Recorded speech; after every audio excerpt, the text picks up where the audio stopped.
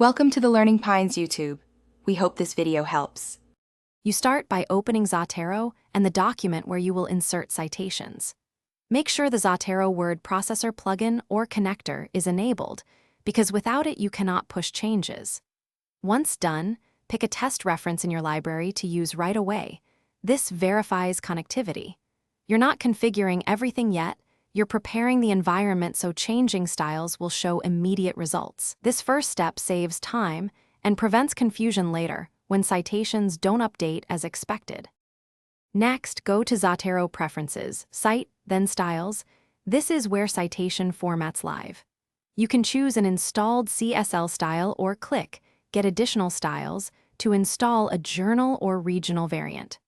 Once you select or add a style, switch to your document and insert a citation using the plugin. This lets you confirm the styles in effect. Make sure to choose the right variant, author date versus numeric, because that changes both in-text citations and bibliography ordering, and adjusting it later is more work.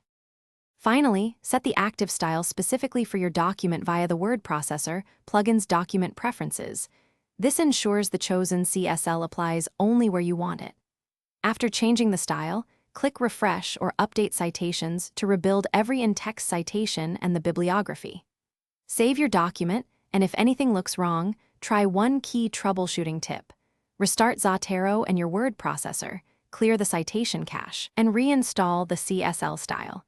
This fixes most inconsistencies and ensures formatting matches the style's rules. Thanks for watching.